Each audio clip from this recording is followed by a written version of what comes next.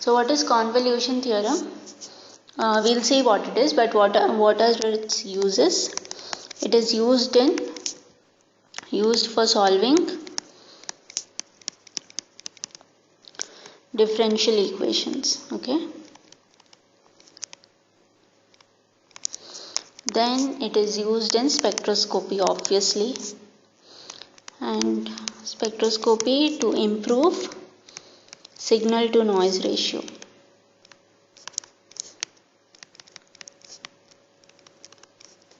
Then third is in sound engineering, obviously.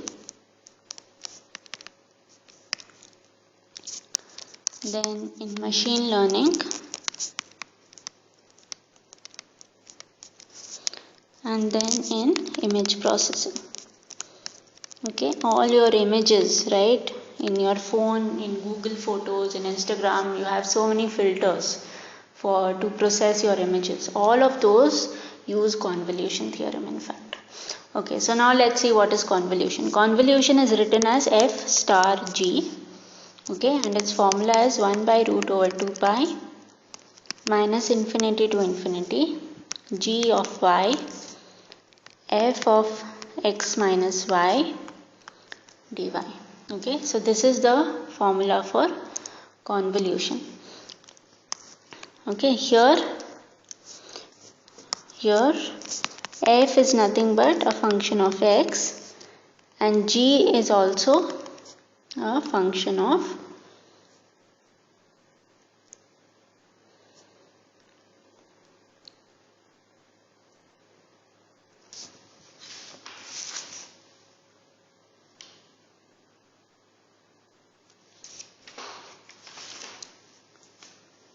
g is also a function of x. Okay, or if it is explicitly written as it is a function of y, then it's a function of y. Alright, so now let's see why we are considering this. So consider two functions f of x and g of x. So convolution of these two functions is represented by f star g. Alright, so now let's see what is f star g. Okay, so let's say you have a function f of y and that is represented by a square function. Okay, so this is a square function and this is your f of y. And let's say you have another function g of I and this is a triangular type of function. Okay, so there's an increase here and then it decreases in a linear fashion up to this certain point. So g of minus y will be nothing but this entire thing will be reversed. So this will be, so this is going to be g of minus y.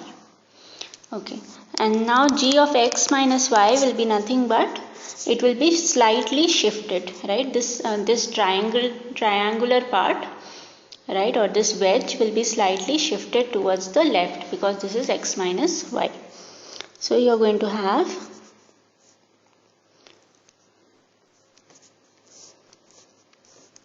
this is going to be your shifted g of x minus y. Alright.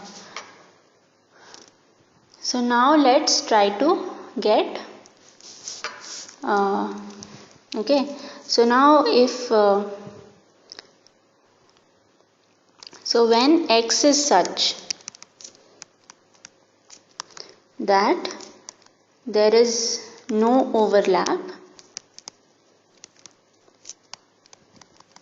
between f of x and g of x minus y, then f star g gives you the value 0. Otherwise, let's see. So what does that mean? That means that basically if there is no overlap, sorry, this is the opposite function, right? So this is your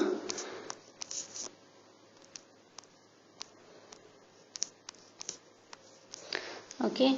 So this is your g of x minus y, and this is your f of y. So if there is no overlap between g of x minus y and f of y, then this is going to be 0 because there is no overlap at all. And if there is overlap, then what you will have is, this is your function, and let's say there is some overlap. Right? So this is your overlap area. Okay, this is your overlap area. And then if the overlap increases, okay, then if you move the g of x comma y, x minus y function in this direction, right, you move g of x minus y in this direction, there will be more overlap maybe. So at one point the overlap will reach this kind of value, right? So this is going to be your overlap. Okay. Then after this point the overlap might decrease because now you're going to move your g of x minus y further there. So then what will happen, that this is your square function and your overlap is g of x minus y has moved further. So now your overlap has decreased, right? And finally there will be no overlap. Okay, again finally there is no overlap. So essentially f star g represents the area of the overlap. Okay, so if you move this function in time or in x, in the variable x, then f star g represents how much overlap increases or decreases with passing time. Okay, so f star g of t will represent nothing but this kind of a function. Okay, so if this is your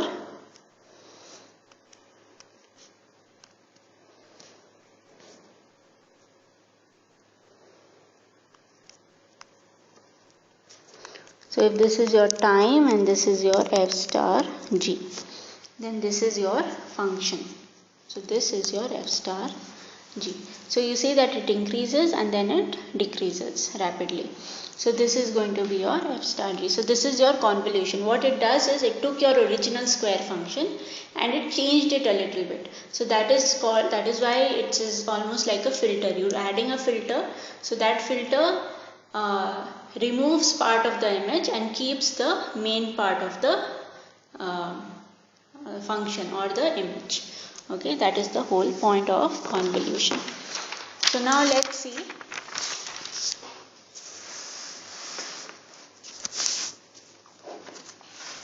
Now let's see what is the Fourier transform of convolution. Okay. So we know that f star g is nothing but 1 by root over 2 pi minus infinity to infinity g of y f of x minus y dy. Okay. So the Fourier transform of f star g is nothing but f of omega into g of omega. So the Fourier transform of f of g is nothing but the product of the individual Fourier transforms of f of x and g of x. So this is going to be your Fourier transform of f star g. And similarly, if you are given f of omega g of omega, then the inverse Fourier transform, right, the inverse Fourier transform of this is nothing but your f star g, and which is nothing but f star g e power minus I omega, so e power plus I omega x dx, right? Okay. Alright. So maybe we should derive this, in fact. So let me derive this so that you understand. So f star g is 1 by 2 root over 2 pi minus infinity to infinity g of y f of x minus y dy. Okay.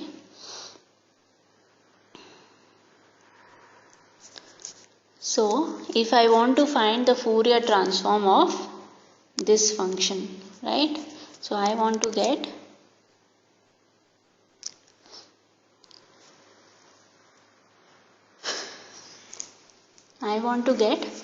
Fourier transform of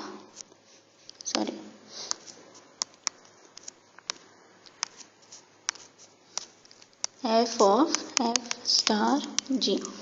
So what is generally the Fourier transform formula?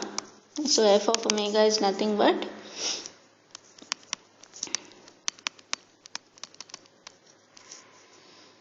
f of x e power minus I omega x dx.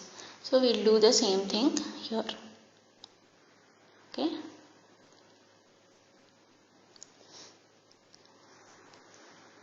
And inverse Fourier transform f of x is nothing but f of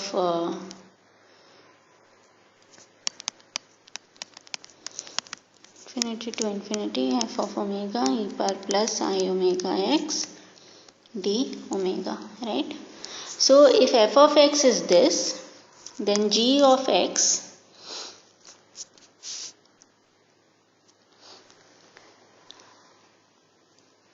right? So f of x is nothing but this function. So let's write down f of f star g. Okay, so f star g is 1 by root over 2 pi minus infinity to infinity g of y f of x minus y d y. Okay, so f star g is this. So now we can write f of x. So what is f of x minus y? Is nothing but 1 by root of 2 pi minus infinity to infinity f of omega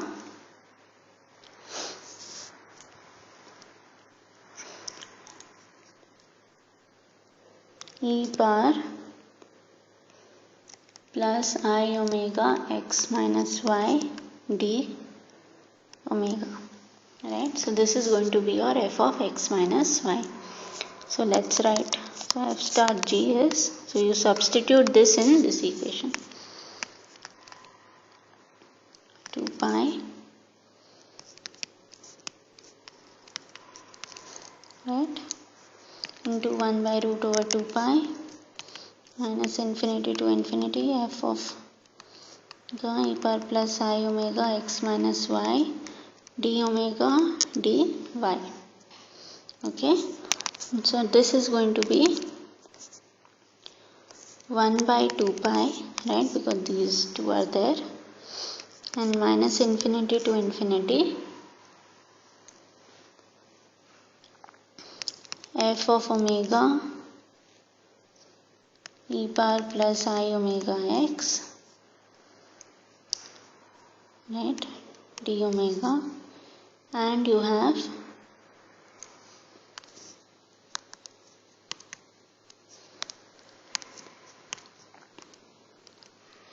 and minus infinity to infinity g of y e power minus I omega y d omega dy, right? So this is your entire integral. Okay. Now g of y e power minus I omega y g dy into 1 by root of 2 pi is nothing but your f of omega. So this can be written as 1 by root 2 pi minus infinity to infinity f of omega e power plus I omega x into 1 by root of 2 pi minus infinity to infinity g of y e power minus I omega y dy into d omega, right, into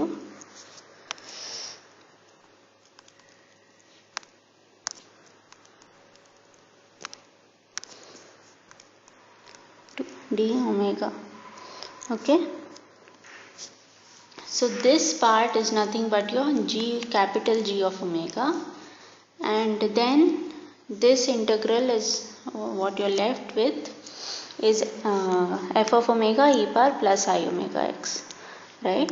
So you have f star g is nothing but 1 by root of 2 pi minus infinity to infinity f of omega g of omega e power plus I omega x into d omega, right? Because you're integrating over omega. So this is your f star g, and f of omega g of omega. So the inverse of f star,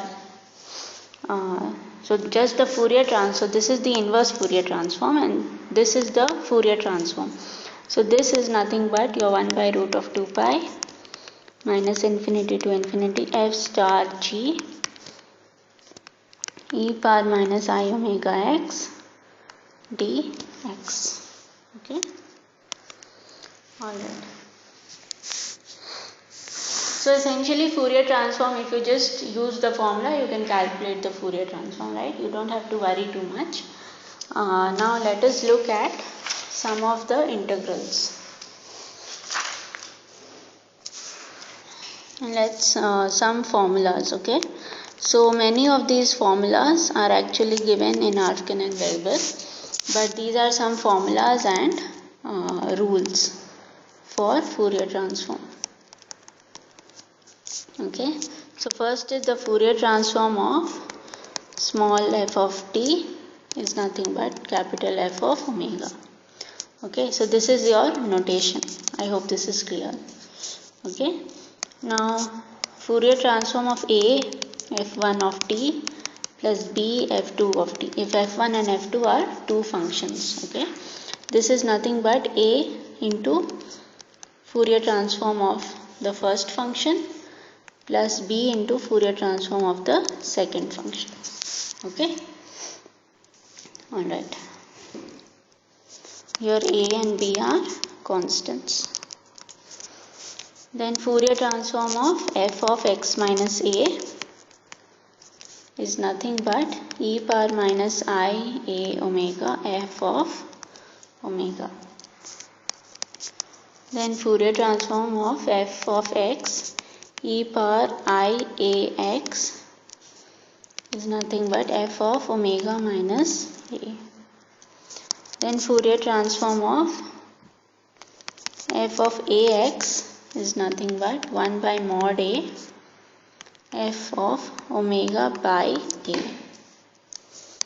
And Fourier transform of this we have already seen, dn f of x by dx power n is nothing but I omega power n f of omega, right, where f of omega is just the Fourier transform of f of x, right, just the Fourier transform of f of x. Then a Fourier transform of x power n into f of x is nothing but I power n d power n f of omega by d omega power n. So if you have f of omega, if you have some function x power n of f of x, then you just calculate what is the Fourier transform of f of x, that will be f of omega, and then you take nth derivative of the f of omega, right, with respect to omega. That is how you do it. Then Fourier transform of f star g of x is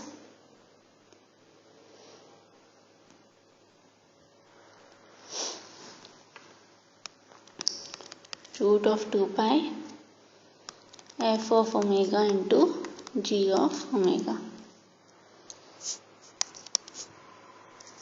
Fourier transform of f of x into g of x is nothing but 1 by root of 2 pi f star g of omega.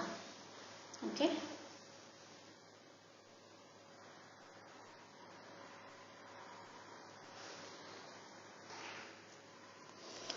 Alright, so these are the formulas. Let's do one more problem and then we'll stop.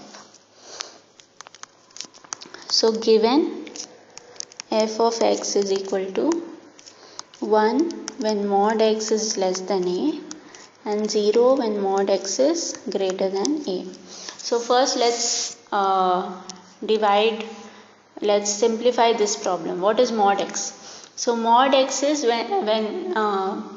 so x is negative when x is between minus infinity and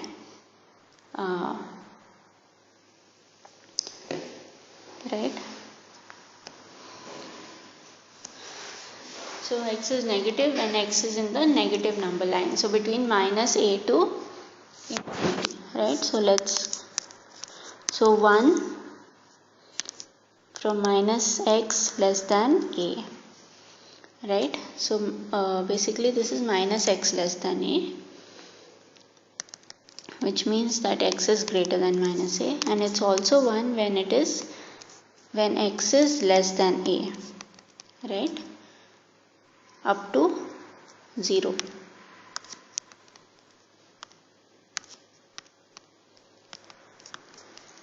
Okay, so in the negative number line, mod x will be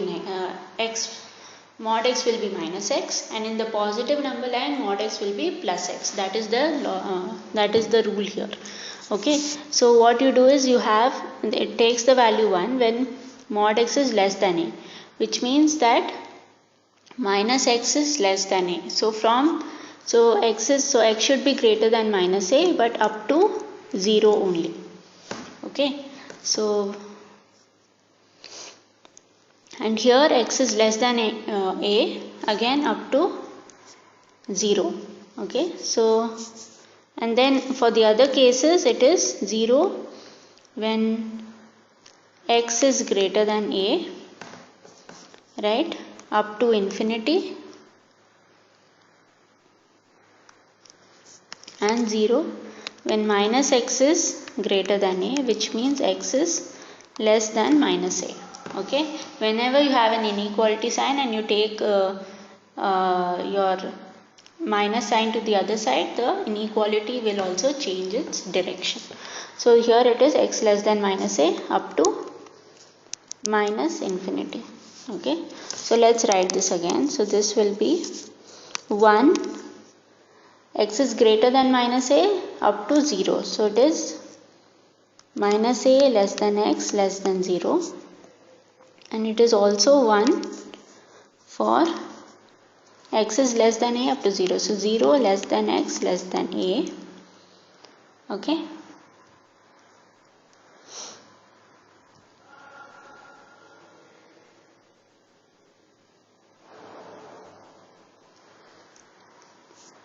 And then it is 0 for x is greater than a, and 0 when x is less than minus a. Okay, so this is basically minus infinity less than x less than a, and this is nothing but a less than x less than infinity. Okay, so this is your value. So this value, what does it mean? So between minus a and a, the value of the function is 1. So we can write 1 minus a less than x less than a, and 0 otherwise. Alright, now so this is your f of x. We have now simplified f of x. Now we have to calculate f of omega. F of omega is root of 1 by 2 pi minus infinity to infinity f of x e power minus I omega x dx. So let's divide it into 3 parts. One going from minus infinity to minus a, then minus a to plus a, and then a to infinity. So let's do that. We have minus infinity to minus a, f of x is 0 into e power minus I omega x dx, plus minus a to a, f of x is 1, e power minus I omega x dx, plus a to infinity, f of x is again 0, e power minus I omega x dx. Okay, so let's calculate this. So of course this integral is 0, this integral is 0, so all you are left with is minus a to a, e power minus I omega x dx. So let's calculate this. So this will be 1 by root over 2 pi minus 1 by I omega into e power minus I omega x from minus a to a. Okay. So f of omega is nothing but 1 by root of 2 pi minus 1 by I omega e power minus I omega x by from minus a to a. So let's compute this. So it will be 1 by root over 2 pi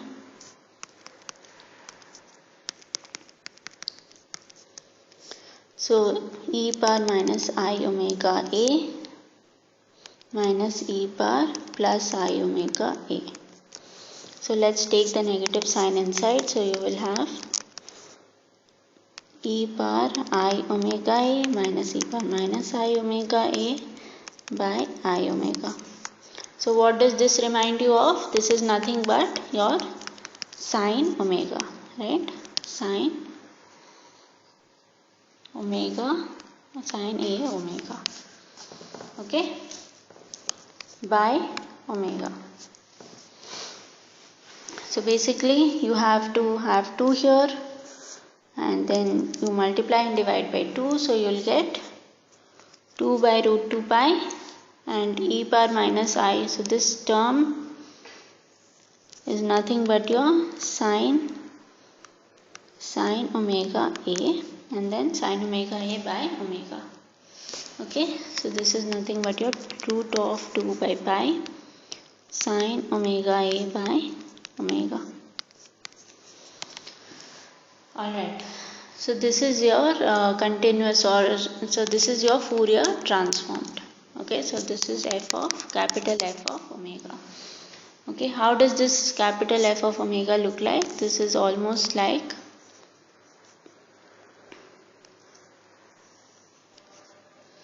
it goes like that.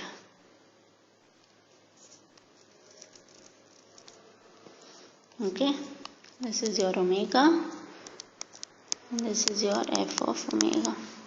So this is the frequency, right? At this frequency it is having the highest value and then the frequency diminishes. So this is your mean frequency. So even though this is the continuous function, you can still find out at what frequency the Fourier transform takes the maximum value. Alright. Find the Fourier cosine transform of the following. F of x is equal to cos x from minus pi by 2 less than x less than pi and 0 when mod x is greater than pi by 2. Okay, so you can verify that the cosine transform of this, right, this problem and this problem is the same, right, but here you are finding out exponential transform, here you are finding out cosine transform. So either way, however you do it, your answer should be the same. Okay, and then your third question is find the sine transform of the following.